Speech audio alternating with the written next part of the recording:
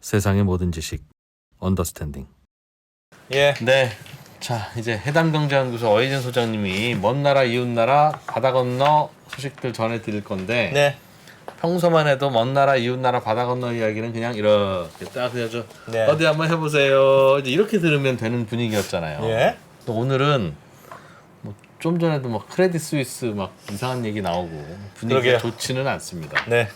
특히 실리콘밸리 은행 뭐 파산 소식 우리 뉴스로도 많이 전해졌을 너무 텐데 뜨거웠는데 외국 뉴스들도 이걸로 난리는 모양이에요. 외국 뉴스는 어떻게 보도하고 있는지 좀 보죠. 들어봅시다. 예. 해담경제연구소 어이진 소장님, 언더스탠딩의 해외 담당. 어서 오십시오. 어서 오세요. 네, 안녕하세요. 네. 오늘 왜 이렇게 새침하신 표정이십니까? 뭐 마음에 안 드시는 거 있으십니까? 아까 안승찬 대표님이 네. 이것저것 더 자꾸 알아오라고 어이진 소장님 자꾸 뭐 이렇게 뭐라고 했다면서요. 뒤늦게 들었는데 그걸 일부러 그럽니까? 도대체 출연료 얼마나 준다고 그걸 시키느냐고 지금 입이 이렇게 나와 있지 않습니까 지금. 아니 뭐 그런 게 아니라 죄송합니다. 전날 밤에 이제 네. 새벽까지 원고를 다 써놨는데 네. 아침에 이제 아이템 이런 거 이제 할 거라고 얘기를 하는 과정에서 네. 다시 원고를 써야 되는 추가적으로. 그런데 사실 물론 더 좋은 내용을 하라고 네. 이렇게 가이드라인을 주신 갑질, 이거 거라서 갑질 아닙니다. 갑질 아니고 갑질이 뭡니까? 간곡하게 부탁하는. 네. 예. 뭐 재밌는 뉴스들 뭐 네, 중요한 실리콘밸리 뉴스들. 은행. 예. 네. 얘기 좀 실리콘밸리 은행 소식부터예요? 그러죠 뭐. 예. 응. 근데 이 사건에 대해서는 너무 많이 알고 계셔가지고 예. 말씀하시는 분들이 굉장히 많아서 오늘은 사실 그 이면에 나오는 소식들을 좀 가지고 왔어요. 근데 혹시라도 아직 그 SBB 사태가 뭔지 모르시는 분들이 있으면 한 1분 요약을 해볼까요? 네. 네, 1분요. 네, 요 사실 그림 지금쯤 실리콘밸리 은행이 도대체 무슨 은행인데 왜 이렇게 시끄러운 거야? 이런 분들도 있어요. 예. 그러면 요 그 화면을 보면서 얘기를 할게요. 그 미국 캘리포니아의 스타트업 회사들이 주요 고객인 예. 사실은 주택담보대출도 꽤 해주고 있었어요. 근데 네. 그 미국 은행 자산 순위 여기 한 16위에 달하는 실리콘밸리 뱅크라는 은행이 있는데 네. 지난 목요일 점심시간쯤에 우리 식으로 찌라시가 돌아요.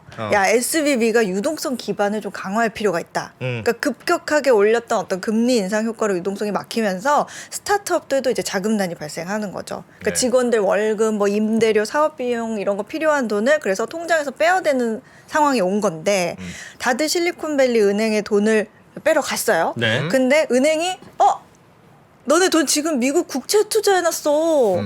어머 이게 되게 안정적이어가지고 절반 이상 옴팍 넣어놨거든 내가. 지금 금리가 올라가지고 빼도 손실이고 만기도 안 됐어. 꼭 필요해 돈? 네 필요합니다. 직원들 그러면- 월급 줘야 돼요. 그래 그러면은 우리가 좀 자산 매각도 좀 하고 기업들한테 유상증자 SOS 좀 쳐볼게. 좀 왜 이러미니? 막 이러고 있는데 아니 예금을 찾아와서 돈을 줘야지 왜 말이 많아요. 그러면서 이제 난리가 난 거죠. 그러면서 이 스타트업 그 대표들이 어플로 이체를 막 해버립니다. 예. 대형 은행으로 돈을 빼서 다 옮겨버리죠. 근데 뱅크런 신청을 그러니까 뱅크런이 발생을 하고 이게 또 상장사여가지고 주가가 급락을 해요. 예. 그러니까 거래도 정지가 되고 그럼 증자는 물 건너갔죠. 그러면서 결국 파산 신청을 하고 지금 제가 말씀드린 이 일이 44시간 안에 벌어진 일입니다. 예. 그래서 참고로 이 실리콘뱅크 CEO가요. 이 일이 발생하기 전에 2월 말에 400만 달러? 그러니까 우리 돈으로 한 50억 원 규모로 그러니까 아주 큰 돈도 아닌 거예요. 그러니까. 주식을 팔았대요. 음. 근데 이 사건을 계기로 어머 그럼 우리 은행도? 내 은행도? 이러면서 가상화폐 전문 은행 실버게이트 어제는 시그니처 은행이 무너졌습니다. 아, 그래서 계속 이렇게 ING인 상황인데 예. 오늘 계속 벌어지는 사건에 이런 얘기도 나오는구나 하고 다른 생각을 좀 해볼 수 있는 시간으로 생각해 주시면 되겠습니다. 예. 어떤 얘기? 실리콘밸리 은행에 여러 뉴스들이 있는데 대체 왜 일어났는지를 설명하면서 그래도 사실 정부가 신속하게 좀 대응을 해서 큰 위기는 막은 것 같다 이런 얘기들이 좀 주로 나오거든요. 예. 그러니까 매체들을 보면 뭐 금리의 급격한 상승이 이런 가져올 리스크를 정부가 간과했다 이런 소식도 있는데 요 기사를 한번 보시겠습니다. 화면을 보여주시면 네, 요거는 이제 칼럼인데요. 실리콘밸리 은행의 붕괴로 규제 결함이 드러나다. 뭐 이런 뉴스인데 예. 아까 제가 말씀드렸던 얘기들을 쭉 설명하면서 그러니까 처음에 이 파산 원인이 저금리로 스타트업에 투자금이 많이 몰렸어요. 대신 그걸 실리콘밸리 은행에 예금했어요. 그런데 사람들이 대출을 잘 안 받아가요. 뭐 VC 같은 데서도 잘 투자받고 그러니까. 돈이 많으니까 대출이 필요 없다는 네. 거죠. 그리고 대출 받으러 오는 스타트업은 믿을 수가 없어요. 그래서 은행이 예금 받은 걸 국채에 투자합니다.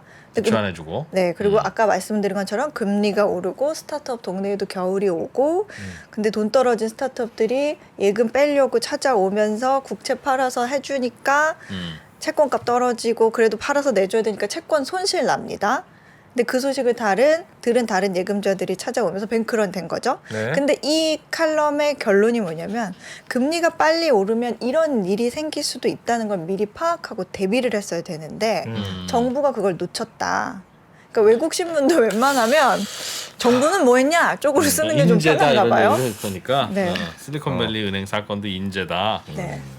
또 요런 감독 당국은 뭐 했느냐? 네. 딱 그거네. 맞습니다. 그게 좀 자, 그런 얘기는 저도 여느 하겠습니다. 언론처럼 네. 예. 그런 게 있었고요. 또 다음 칼럼을 보시면 이것도 칼럼인데 예. 근데 요거는 논조가 아예 달라요.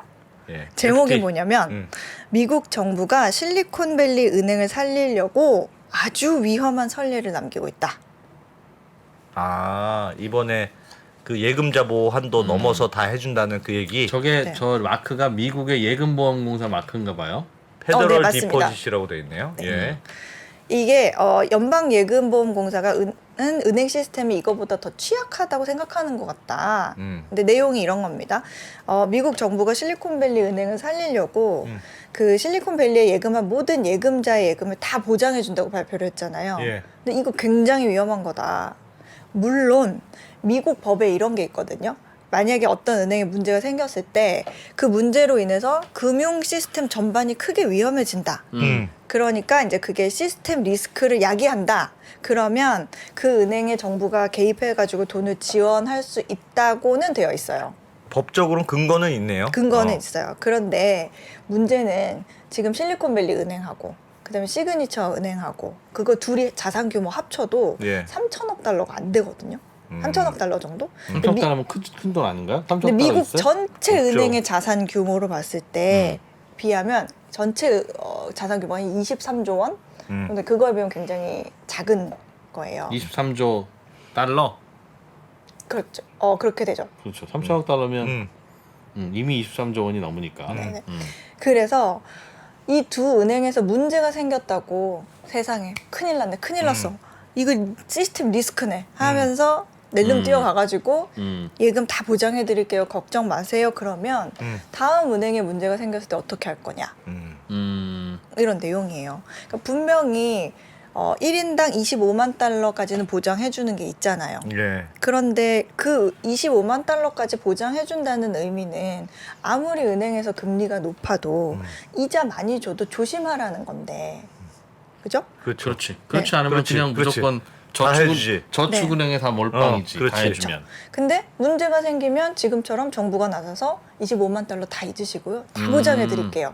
이렇게 하면 소비자는 앞으로 어떤 은행이 우량한 은행인지 어떤 은행이 괜찮은 안전한 은행인지 어떻게 판단을 할 것인가 라는 부분을 지적하고 있어요. 아주 날카로운 칼럼이네. 말씀하신 것처럼 저축은행 같은 그런 이자 많이 주는 곳에 우리 식으로 따지면 뭐 그렇게 맡기겠죠? 그러면 이렇게 되면 모든 룰이 다 깨지는 거다. 그러면 살리지 말아라. 그러니까. 그러니까 실리콘밸리 그럼 냅둬라. 뭐 지들이는 망하든 말든 뭐. 물론 이 실리콘밸리 은행하고 어떤 시그니처 뱅크하고 문제가 생긴 게 두 은행의 어떤 뭐 독특한 사정 때문이 아니라 여느 은행에서도 생길 수 있는 문제였잖아요. 갑자기 그냥 억울하게 뱅크런이 많이 생기는 바람에 네. 그렇게 된 건데. 그래서 이 두 은행에 문제가 생기면 다른 은행들에서도 똑같이 뱅크런이 발생할 수 있다는 걱정 때문에 이런 판단을 그치. 내렸다는 거는 필자도 알고 있다. 예. 그러나 그렇더라도 그게 문제가 될 것 같으면 이 사람은 이렇게 얘기하죠.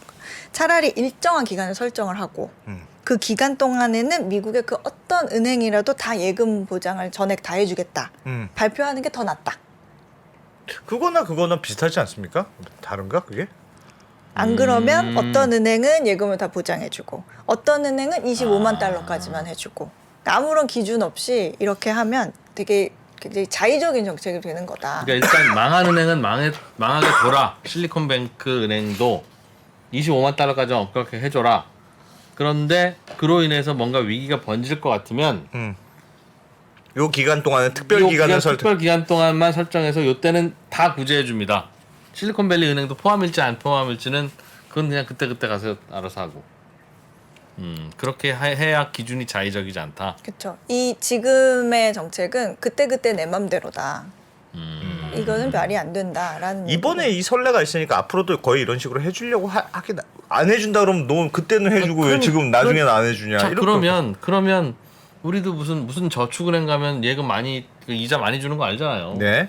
그래도 우리가 신한은행, 하나은행, KB은행에 넣는 건 그 저축은행 망하면 5천만 원까지밖에 못 받으니까 그런 건데. 네. 미국도 마찬가지인데. 네. 어느 날 어떤 저축은행이 문제가 생겼다고 자 뭐 다 해줄게 그런 거 아니겠습니까? 그러면 그냥 다 넣어놔도 되나 보다 이제는. 근데 이 사람이 이게 자의적인 정책이고 이게 문제가 되는 이유는 이제 예를 들면 이런 거예요. 자산이 1,000억 달러가 넘는 은행은 이제 자칫하면 시스템 리스크가 생기니까 여차하면 돕는 식으로 기준을 만들어 버리면 자산 1,000억 달러가 안 되는 은행에서 예금이 빠져나가서 1,000억 달러 이상인 은행으로 이동을 한다는 거죠. 아, 네. 1,000억 달러 이상 있는 은행만 살려준다고 안전한 하면 곳으로 예, 옮길 예. 거니까. 예. 그러면 소형 은행들은 갑자기 위험해질 갑자기 수 뱅크러지. 있죠. 아, 그럴 수도 있지. 네. 그러니까 그래서- 에브리뱅크를 다 해줘야 되는데 네. 그러니까 누구는 해주 그 제일 좋기로는 일단 은행이 하나 쓰러졌어. 그럼 얘는 그냥 죽여? 25만 달러만 해주는 거예요. 어쩔 수 없어. 또 쓰러졌어? 얘도 25만 달러만 해주는 거예요. 예. 근데 막 들불처럼 번지려고 그러네? 그럼 자 지금부터는 모든 걸 다 해줍니다. 앞으로 우리가 자 이제 게임 셋 할 때까지 그렇게 아예 그냥 기간을 정해라. 아니 그래서- 이 지적은 뭐 합리적인 지적인 것 같은데 그래도 예를 들면 말씀하셨던 대로 가만히 있었으면 그러면 다 뭐 여기도 위험하네 저기도 위험하네 조그만 은행들은 그게 막 확산될 수 있어서 어떻게 보면 불가피한 조치처럼 보이기도 해요. 근데 안 그랬으면 어떻게 하나? 근데 그러면 어떤 은행이 망했을 때는 안 불가피합니까? 어떤 은행이 망했어요. 이게 그럼 번질지 안 번질지를 어떻게 안 번질 것 같은데 그냥 얘는 너희들은 25만 달러만 돼. 얘는 번질 것 같네. 야, 다 해줄게. 이거를 언제 어떤 기준으로 매번 그죠. 이제 그렇게 할 거냐는 거죠. 앞으로 이런 식으로 하면 뱅크런으로 문을 닫을 때마다 예금을 전액 보장하라 하는 저번에도 했지 않느냐 이런 요구가 빗발칠 거다. 그런 요구가 이제 앞으로는 계속 생길 거다. 이게요. 이 25만 달러만 해주든가 5천만 원까지만 해주든가 하는 건 예전에 정보가 별로 안 돌아다니던 시절에 저 은행 문제가 있다 그러면 저 은행으로 몰려가는데 몰려갔는지도 사람들도 잘 모르고 그랬던 시절에는 딱 5천만 원만 해주거나 25만 달러만 해줘도 큰 문제가 없었을 거예요. 네. 근데 요즘에는 트위터건 뭐건 그냥 다 알아. 다 알잖아요. 우리나라가 작년, 재작년 부동산 가격이 그렇게 많이 올랐던 여러 원인 중에 하나도 사람들이 다 이 휴대폰으로 웬만한 정보들이 다 있으니까 누가 집값은 오를 수밖에 없습니다. 이런 굉장히 설득력 있는 얘기를 하나 하면 이게 막 들불처럼 번져가지고 전국의 집값을 다 올려버리고 정부가 뭐라고 발표해도 에게게 이거 아니래요 하면 누가 그러면 그래 얘 말이 맞는 것 같네. 그러면 정부 체면도 그냥 그 자리에서 망가지고 그러니까 미국도 마찬가지일 거라고요. 무슨 은행이든지 이제 문 닫았대요 그러면 그게 쫙 번져서 이제는 그 어떤 은행이 문을 닫아도 그냥 시스템 리스크다. 그러니 앞으로는 다 보장해주는 시대가 올까? 그래서 이 필자는 이 두 개 은행이 문 닫는다고 뭐 미국이 시스템 리스크에 빠지지는 않는다. 너무 겁을 먹은 것 같다. 위험한 선례를 남긴 것 같다라는 주장이어서 뭐 이런 생각도 해볼 수 있겠구나 가져와 봤고요. 그리고 또 다른 뉴스도 한번 볼까요? 예. 다음 화면을 보겠습니다. 네. 자연스럽게 넘어갔죠? 그 얘기는 그만해라 이런 시그널인 것 같습니다. 네. The U.S. bank system is more fragile than you think. 네. 미국 은행 시스템은 안 되네. 예. 당신이 생각하는 것보다 더 취약하다. 더 취약하다. 네. 이것도 조금 색다른 시각을 보여주고 있어서 소개하려고 하는데 실리콘밸리 은행이 채권을 많이 들고 있다가 금리가 올라가는 바람에 손실을 많이 봤다고 하잖아요. 예. 그런데 최근 논문에 의하면 미국 은행들의 10%가 이 실리콘뱅크 은행보다 채권 손실이 더 많대요. 아. 채권의 몰빵. 이게 실리콘밸리 은행이 유독 이상한 게 아니다. 실리콘밸리가 유독 더 부실한 건 아니었다. 어, 이 은행의 진짜 문제는 거액 예금자들이 유독 많았던 건데. 그래서 뱅크런에 예민했다는 거죠. 무슨 문제 아하. 있다가 하면 튀어나오고. 그렇죠. 그러니까 25만 불까지밖에 보호가 안 되는데 예금자의 대부분이 25만 불 이상을 막 1,000만 불씩 넣었던 예금하고. 사람인 거예요. 근데 이 25만 불 얼마나 많냐면 25만 불이 넘는 예금자의 비중이 예. 이 실리콘밸리 은행이 얼마나 됐냐면 미국 전체 은행들 중에 상위 1%에 속하는 와. 정도래요. 아, 큰 손이 많았구나. 큰 손이. 네. 그러니까 지금까지 우리가 은행을 판단할 때 예를 들어서 1억 달러의 돈이 은행에 있어요. 근데 그 1억 달러는 뭐 10,000달러를 예금한 예금자가 10,000명 있어요. 예. 그럼 1억 달러죠. 그렇죠. 아니면 1,000만 달러를 예금한 예금자가 10명 있어요. 그래도 1억이지. 그래도 1억이죠. 네. 그럼 예전에는 동일하다고 판단을 했어요. 아, 야. 근데 알고 무슨 보니까 1,000만 달러를 예금한 예금자가 10명인 은행은 이런 식으로 뭔가 이상 신호가 발생하면 득달같이 달려와가지고 예. 뭐 요즘에는 앱으로 인출해갈 확률이 굉장히 높죠. 그러면 결국에는 뱅크런이 금방 오니까 더 취약한 은행이라는 걸 이번에 알았다는 거예요. 아, 그것도 중요한 포인트네. 그래서 예금자가 큰 손들이 많으면 오히려 그 위험하다. 은행들은 좀 더 예의주시 해야 된다. 분산이 안 돼 있다는 뜻이네요. 말 그대로 분산. 네. 그럴 수 있겠네요. 꼭 이런 일이 벌어져야 그걸 압니까? 근데 이 제가 가져오지는 않았는데 예. 다른 기사에서도 이제 스타트업 CEO들이 이번에 느끼는 바가 많았다. 이런 큰 손들처럼 뭐 개인 자산까지도 거기에 이렇게 몰빵을 해서 이렇게 넣어놨는데 아 나눠서 예금했어야 됐네. 포트폴리오를 좀 짰어야 됐네 하는 거를 느꼈다는 거예요. 그런 기사도 있었어요. 저는 되게 신기한 게요. 예. 삼성전자는 보유 현금이 예. 모르겠습니다. 100조 넘을 거 아니겠어요. 네. 그죠? 네. 그 무슨 은행에 넣어놨을까 그거? 우리 은행? 모르겠네. 그 하여튼 어떤 은행인지 많으면 예. 삼성전자는 그 100조씩 100조 이렇게 놨어도 5천만 원만 보장하니까 예. 99조 9,999억은 날리는 건데 예. 갑자기 그런 생각이 드네요. 네. 큰 손들 받지 마라. 아니, 뭐또 개미들이나 받지 잘해줘라. 마라까지는 또 아니지. 개인들한테는 잘해줘라. 근데 오늘은 이 실리콘밸리 은행 이야기가 이제 어제까지는 외신 이거여서 이거 했는데 예. 오늘은 크레딧 스위스가 날리는 모양입니다. 지금 뭐 지금 난리 나는 모양이던데요. 유럽 채팅창에서도. 시장의 선물이 이탈리아 증시는 5%가 빠지고 있어요. 야, 정작 스위스가 제일 적게 빠집니다. 그건 왜 그렇습니까? 모르겠어요. 크레딧 스위스가 스위스 은행 아닌가요? 그러게 제가 방송을 준비하는 사이에 또 이렇게 네. 아무튼 네. 예. 네. 하여튼 저희 마저 이어서 하면요. 이제 또 다른 뉴스 이거는 또 챙겨볼 만한 것 같아서 가져왔는데 화면은 요거 네, 요겁니다. 영국이 SVB 개입에 대해서 미국과 다른 접근법을 취하는 이유 뭐 이렇게 볼 수 있는데 네. 이거 보시면 HSBC 보도 자료거든요. 예. 그 영국 HSBC가 SVB 영국 법인을 인수했어요. 아. 실리콘밸리 뱅크 영국 법인이 있는데 그건 HSBC 거다. 예. HSBC가 이번에 인수를 했어요. 예. 영국의 금융 당국이 뭐 예금 보장을 하든 어떻게든지 구해준 게 아니라 네. 야, 쟤 어려운 것 같은데 HSBC 니네가 인수 좀 하지? 맞아요. 쿡쿡 이렇게 독려를 해서 얼마에 인수를 했냐면 1파운드 야, 여기도 1,500원.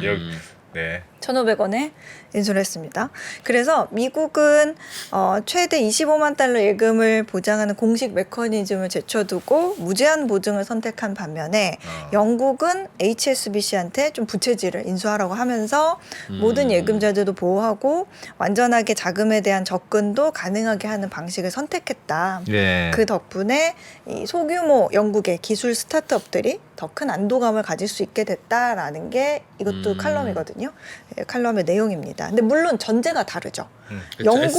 실리콘밸리 뱅크가 영국에도 있나 봐요. 영국에도 있는데 훨씬 규모가 작죠. 예. 규모가 작고 HSBC가 그래서 인수를 해도 그 덩치가 크게 달라지지가 않는 거예요. 조그만 은행이니까. 네, 그래서 더 영국에서는. 쉬웠던 거고 미국은 뭐 워낙 크니까. 그러니까 SVB의 영국 법인 예금액이 우리 돈으로 하면 10조 원이 네. 좀 넘고 대출액은 한 8조 7천억 원 되는데 미국 본사 그 실리콘밸리 뱅크 같은 경우는 예금액만 240조 원, 260조 원이 되잖아요.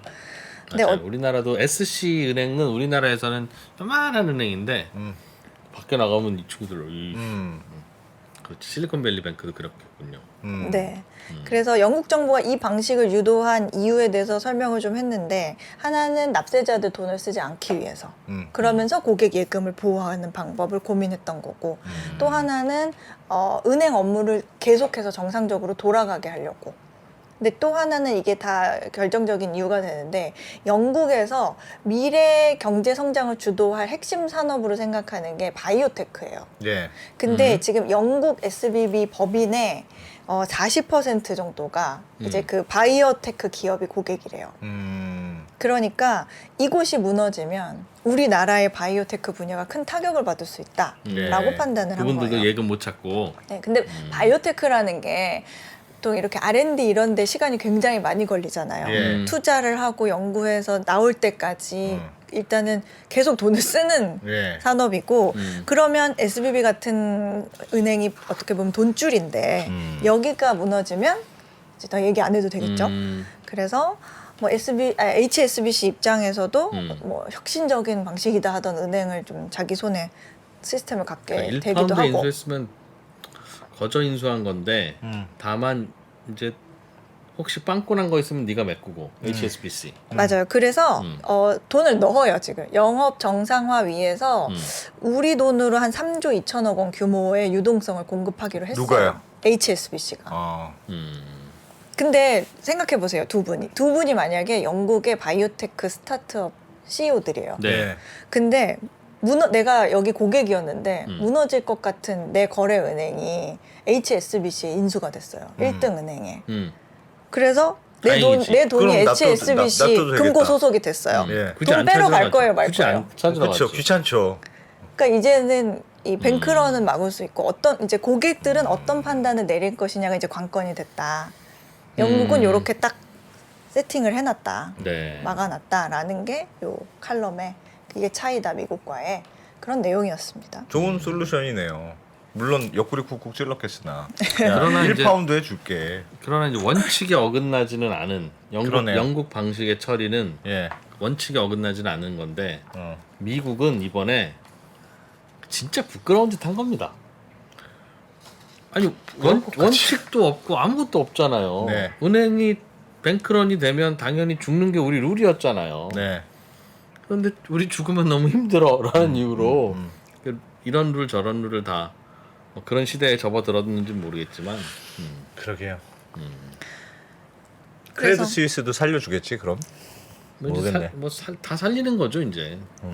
예전에 원칙 지킨다고 리만 날렸다가 그 난리가 몇 나. 년을 고생했지 않습니까? 그래서 거기는 다시는 함부로 날리지 말자. 그랬을 거 아니겠어요. 그러니까요. 비행기조차 날리지 말자. 네. 그리고 사실 미국은 어쨌든 다 보상해줄게라고 결정을 했는데 아까 전화로 그 손실 누가 보상해 주는데 어떻게 되는데?라고 물어보셨잖아요. 네. 아 미국이 네. 네. 이거 다 정답이 있습니까? 정답이 있습니다. 네. 그 FDIC라고 아까 예금 마크 뭐였죠? 보험공사. 네, 보험공사가 이제 총대 메고 다 해주기로 했잖아요. 예. 근데 거기에는 그 펀드라고 해야 되나요? 보험처럼 은행들이 이렇게 내는 돈이 있습니다. 보험료. 네. 근데 일단 그 전에 납세자들의 돈을 쓰지 않겠다고 했는데 가끔 이제 이거 구제금융이야라고 헷갈리시는 분이 있는데 이번에 한 게. 네, 구제금융은 아니에요. 음. 왜냐하면 주식, 채권, 일자리 다 보상 안 되거든요. 네. 아, 그거는 실리콘밸리 은행의 주식도 네, 보호 대상이 아닙니다. 그거는. 그래서 그건 구제금융 투자한 거니까. 네. 그리고 그래서 바이든이 이 일이 있고 나서 스피치에서 뭐라고 했냐면 납세자한테 부담이 되지 않도록 할 거다. 그 대신에 그 돈은 은행들이 그 예금 보험 기금에 지불하는 거기에 예금 보험료? 모아놓은 그 돈에서 쓰여질 거다. 그럼 뭐 그 원래 예금보험공사가 하는 일이 그거잖아요. 근데 사실 여기서 간과할 수 있는 게 지금은 뭐 납세자들 돈 안 들이고 했어요. 예. 근데 결국에는 예금보험 기금에 모이는 은행들이 내는 돈은요 고객의 돈에서 나오는 거잖아요. 그렇죠. 예금에서 그러면 조금씩 떼는 거죠. 거기에 그 펀드에 돈이 이제 비었어요, 써서. 네. 그럼 그 돈 다시 채워야 되죠. 그렇죠. 그럼 어떻게 채우냐면 나중에 은행 특별 평가를 통해서 다시 메울 거래요. 특별 그게 평가를 뭡니까? 해서 너는 이거 검사를 쭉 했는데 이거 좀 미흡한데 어. 좀 돈을 더 내야겠는데 뭐 이런 식이라든지 뭔가 은행한테 야 저번에 이런 일이 있어서 우리 좀 돈을 메워야 되는데 십시일반 돈 좀 더 내라. 네. 십시일반 메울 때 평가를 했더니 위험한 은행부터 많이 내는 걸로. 평가를 했더니 너네는 조금 리스크가 있는데 좀 더 내. 이런 식으로 메꾼다는 거죠. 근데 그러면 이 은행들은 그 메꾼 돈은 또 어디서 나오겠어요? 뭐 보험료를 고객들한테 올리겠죠. 갖고 예대 마진을 늘리든가 수수료를 뭐. 올리거나 예금 금리를 낮추거나 뭐 그런 식으로 하겠죠. 예. 결국에는 이제 은행 돌고 고객들 돌아. 돈에서 나올 거다 이런 얘기가 나오죠. 그럼 사실상 이번에 다 보장해 준다는 게 그냥 예금보험공사에서 해주긴 해주는데 그냥 그 한도를 없앴다는 느낌이네요. 그냥. 근데 한도를 없애면요. 음. 요만큼만 들고 가서 다 해결하고 돌아올 걸 음. 이만큼 갖고 가야 돼요. 그렇겠죠. 그러니까 은행은 부실해지면 굉장히 많이 부실해질 수 있잖아요. 예. 그러니까 100억 원의 예금을 받아서 100억 원의 대출을 해준 은행은 부실이 100억 원까지 생길 수 있어요. 그렇잖아요. 그렇죠. 100억 원을 다 떼일 수도 있으니까. 그럼 그럼 이걸 예금보험공사가 다 해결해 주려면 100억 원을 갖고 가서 부어야 되는데 야, 이 중에서 5천만 원 이하로 예금한 사람 손들어. 그것만 부어주고 야 나머지는 니들이 알아서 잘못한 거지 하고 딱 돌아오면 한 몇 억만 갖고 가서 해결할 수 있는 거죠. 그러니 이번처럼 은행 예금을 다 보장해 준다는 건 미국의 예금보험공사 돈을 정부 마음대로 쓴 거다. 이렇게 컵으로 이렇게 뿌려도 될 걸 호스로 뿌리겠다는 얘기지요. 그러게요. 그러나 뭐 일단 급하니까 그렇죠. 급하니까. 예. 뭐 전쟁 났는데 뭐 좌측 통행해서 갈 수 있냐? 뭐 이런 얘기 할 거고. 네. 그럼 이제 앞으로는 다시는 좌측 통행 없는 거지 뭐. 워낙 금리가 그러니까. 예, 알겠습니다. 예. 자, 다음 뉴스. 네, 다음 뉴스는 사우디아라비아하고 이란하고 7년 네. 만에 외교 관계를 다시 회복한다 이런 뉴스가 나왔거든요. 예, 그런 뉴스 많던데요. 네, 예. 화면 한번 보시죠. 예. 요거는 지금 중동의 뉴스들 일면을 다 제가 모아온 거예요. 이거 사우디아라비아, 여기 아랍에미리트, 이집트, 오만, 여기 이란 다 이 일면입니다. 여기 다 이렇게 보이죠? 여기에 여기. 사우디아라비아랑 이란이 손잡은 거. 네, 사실은 3월 10일에 이렇게 합의를 했어요. 예. 우리 다시 정상화하자 외교 관계. 2년 전부터 계속 협상을 해왔어요. 그 과정에서 지금 이라크하고 오만하고 계속 회담을 주최해가지고 둘이 잘 해봐 하고 이렇게 도왔거든요. 예. 뭐 그런 얘기가 있는데 이번에 합의로 이전에 둘 사이에 1998년에 무역 경제 뭐 투자 뭐 증권 협력 이런 거 해놓은 거 있어요, 협정이. 예. 그거 다시 활성화하자 이런 얘기가 나오고 더 자세한 내용은 아직 뭐 공개는 되지 않았거든요. 근데 뭐 한두 달 안에 대사관도 다시 열자 이렇게 얘기를 하고 있는데 이게 꽤 놀라운 소식이긴 해요. 많은 분들이 아시겠지만 사우디아라비아하고 이란하고 좀 앙숙이거든요. 진짜 싫어했다고 배웠어요. 맞아요. 한 1400년 전부터 그랬어요. 사우디와 이란이. 네, 근데 그 얘기 배경을 하기엔 시간이 좀 부족해서 네. 이 지도로만 딱 보여드리면 지금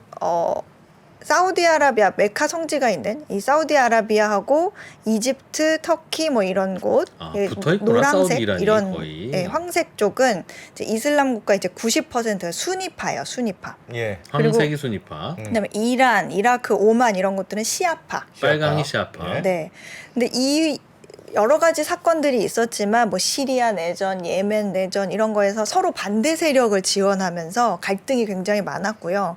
2016년에 그 사우디가 시아파 그 이슬람 성직자를 사형시키면서 여기에 분노한 이란 시위대가 그 이란 주재한 사우디 대사관에 불을 질러요. 그러면서 완전히 끝나요. 예. 틀어졌어요. 외교관계 끝 이렇게 되는데 그 다음에 지금 이런 상황이 이렇게 온 거거든요. 근데 참고로 사우디 사람들이요, 이란 시아파를 두고서는 저놈들은 무슬림이 아니다 라고 생각을 한대요. 아예 시아파는 좀 독립적인 종교라고 본다는 거죠. 이건 현지 분한테 들은 거예요. 왜냐하면 시아파는 종교적 극단주의가 너무 심해가지고 이슬람의 교리와는 좀 거리가 멀다. 이렇게 판단을 하고 잘못된 종교의 이해를 가지고 있다. 이란은 너무 이슬람스러워. 네, 라고 아는 사우디는 사우디 그렇게 비난하고 네. 거꾸로 이제 이란은 사우디한테 그렇게 똑똑한 니들은 아직도 왕정이냐? 그러니까. 상간마만 앞섰네. 계속 그렇게 살아? 라고 하는 게 이제 이란이 사우디를 바라보는. 맞아요. 근데 이 얘기를 누가 알려줬냐면 언더스탠딩을 통해서 알게 된 사우디 브라더가 알려줬어요. 여러분 그거 아세요? 사우디아라비아 분도 언더스탠딩을 보고 있어요. 그래서 무슨 페북 친구가 됐습니까? 아니 얼마 전에 DM이 와서 사우디 얘기를 했더니 너의 방송 너무 잘 봤다고 사우디 이런 현지 소식을 한국 국내에서는 너무 언론들이 이제 편파 보도를 하거나 잘 알려지지 않은 것들이 많은데 예. 앞으로도 이런 식으로 좀 현지 소식을 잘 현지 언론을 이용해서 많이 알려줬으면 좋겠다. 알려지지 않은 것들이 굉장히 많다. 내가 원하는 게 있으면 도와주겠다. 그러면서 그래서 그분이 해준 얘기예요? 마이 시스터 이러면서 그 무슨 왕족 아닙니까? 또 왕족? 그래서 하여튼 감사하게 그래서 네. 이번에도 좀 여쭤봤습니다. 그 좋은 분위기래요? 아 역시 우리는 이란이랑 합의할 만해. 그런 분위기랍니까? 사우디와 이란이 사실 그런 얘기를 여러 개 이제 해주셨는데 요거부터 그럼 볼까요? 이 화면 좀 보여주세요. 이 국교 정상화에 가장 다리를 놓은 게 지금 중국이라고 하잖아요. 예. 근데 이 사람이 누구냐면 지금 사우디아라비아의 정치판 이진우래요. 그게 무슨 말이에요? 그렇게 훌륭한 사람이에요? 저분이? 정치 평론가인데 네. 중동에서 가장 영향력이 있는 정치 전문가라고 알려져 예. 있어요. 평론가가? 네. 예. 그래서 이제 서방 언론 뭐 이런 데서 툭하면 이 사람 연결해가지고 정세를 물어요. 아, 근데 이제 이 사람의 트윗을 좀 보니까 이런 내용이 있습니다. 중국은 이 사람이 트윗하고 이 사람이 CNN에 나와서 또 인터뷰를 한 게 있거든요. 제가 그걸 듣고 좀 묶어서 얘기를 할게요. 근데 중국은 사우디아라비아의 1위 무역 상대국이고 미국은 두 번째다. 미국은 사우디의 1위 안보 파트너. 근데 중국은 무역 1위보다는 정치를 통해서 사우디하고 실질적인 안보 파트너가 되기를 위해서 노력하는 것 같다. 아, 미국은 사우디 지켜주는 척하면서 사우디에다 무기만 팔아먹고 약속도 안 지키고 그러는데 네. 중국은 사우디가 보기에는 굉장히 신실한 친구가 될 것 같은 느낌이라. 네, 그리고 이제 아. 인터뷰 했을 때는 뭐 이런 얘기도 했어요. 사우디는 더 이상 미국을 통해서 이란한테 영향력을 행사하고 싶어 하지 않는다. 이란한테 더 많은 영향력을 줄 수 있는 대상을 찾으려고 했는데 네. 그게 중국이었다. 라고 이렇게 언급을 하더라고요. 다시 조금 돌아가서 그래서 이번에 합의로 인해서 이렇게 합의가 된 결정적인 이제 사우디의 입장이 있는데 사우디 같은 경우에는 이런 요 기사를 한번 보겠습니다. 네, 요 기사 화면 보여주세요. 자꾸 주변에 중동 국가들하고 정치적 문제가 자꾸 있는데 이런 게 잔류하는 한 성공할 수 없는 경제적 상황에 놓여 있다고 본대요. 그러니까 이란이 엇나가고 뭐 이라크, 시리아, 예멘 이런 데서 내정 갈등이 생기면 이 사우디가 사실 자기들이 주도하에 중동판 유럽을 만들려고 하는 꿈이 있거든요.